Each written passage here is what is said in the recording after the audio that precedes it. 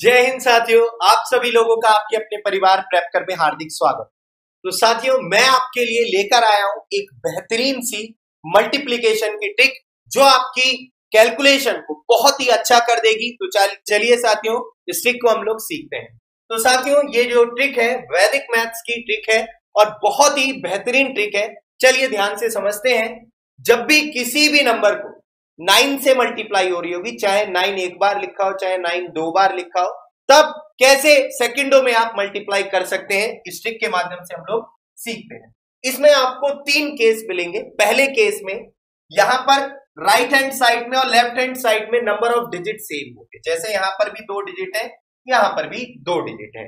दूसरे केस में आप यहां पर देखेंगे लेफ्ट हैंड साइड में केवल 2 ही डिजिट है, लेकिन राइट हैंड साइड में 9 कितनी बार रिपीट हुआ है? 3 बार रिपीट हुआ है।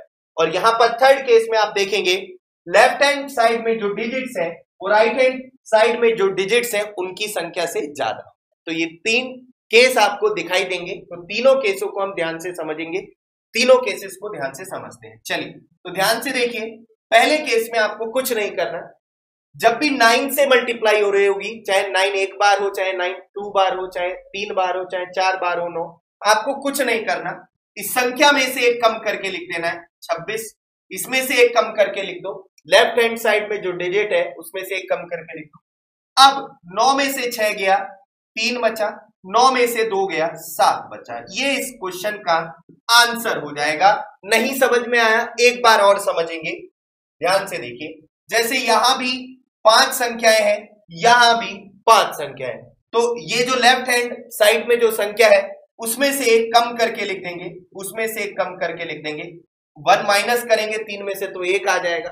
अब 9 में से 2 गया 7, 9 में से 5 गया 4, 9 में से 1 गया 8, 9 में से 9 गया 0, 9 में से 9 जब जाए 9 में से 2 जाएगा तो 7 आएगा। ये इस क्वेश्चन का आंसर हो गया।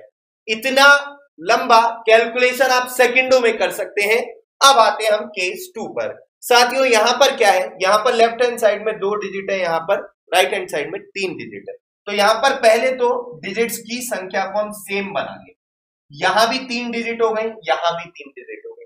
तो आपने इधर क्या किया? 0 बढ़ाकर आपने डिजिट्स की संख्या को सेम कर दिया। अब इसमें से एक कम कर दो, इसमें से एक कम कर दो। 0 72 आ जाएगा। 73 में से एक गया 0, आपका 72 बचेगा ये। ठीक है। अब यहां पर 9 में से 2 गया 7, 9 में से 7 गया 2, और 9 में से 0 गया, इसीलिए 0 यहां पर लिखना जरूरी है। 9 में से 0 गया 9। तो इस प्रश्न का आंसर हो जाएगा मल्टीप्लाई का ये। बहुत ही सिंपल सा टेक्निक है। अगले क्वेश्चन पे सेम इसी तरीके का, जैसे यहाँ पे 4 डिजिट है तो यहां भी 4 डिजिट आप लोग कर लीजिए। एक कम करके लिख दीजिए, यहां पर एक कम करके लिख देंगे। 9 में से 6 जाएगा तो 3 आएगा, 9 में से 3 जाएगा तो 6 आएगा, 9 में से 0 जाएगा तो 9, 9 में से 0 जाएगा। ये इस प्रश्न का आंसर हो गया साथियों। आई होप आपको अच्छी लग रही होगी ट्रिक। चलिए लास्ट केस, और ये थोड़ा सा अच्छे से आपको समझना है केस। इसमें क्या होगा, आपको ध्यान से चीजों को समझना है।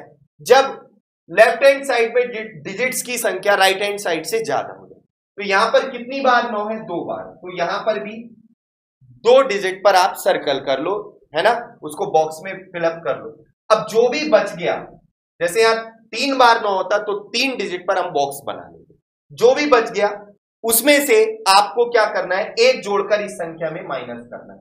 3 में एक आप प्लस करेंगे तो 4 आएगा, इसमें से 4 माइनस करके आप लिखेंगे तो यह आ जाएगा कितना? 351, 351। अब आपको कुछ नहीं करना, यहां इसको 10 में से घटाकर इसको 9 में से घटाकर, तो 10 में से 5 गया 5 और 9 में से 5 गया 4। ये इस क्वेश्चन का आंसर हो जाएगा। नहीं समझ में आए, एक बार और समझेंगे ध्यान से, कोई दिक्कत की बात नहीं है। जैसे यहां पर 2 बार 9 है, 3 बार लिख देते हैं ना, और अच्छे से आपको चीजों को समझाने के लिए। तो यहां पर 3 बार 9 है, और यहां पर भी आपको 3 संख्याओं के ऊपर बॉक्स बना देना है। अब 39 बचा। कितना बचा? 39।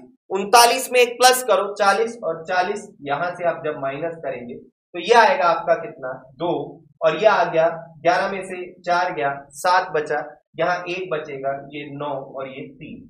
अब आपको 10 9 9, 10 में से 2 गया 8 बचा, 10 9 में से 1 गया 8 बचा, 9 में से 2 गया 7 बचा। ये इस क्वेश्चन का आंसर होगा। आई होप आपको तीनों ही ट्रिक बहुत अच्छे से समझ में आई होंगी। तो साथियों, ये मैं कुछ क्वेश्चन आपको होमवर्क में दूंगा जिसका आंसर आपको कमेंट बॉक्स में देना है।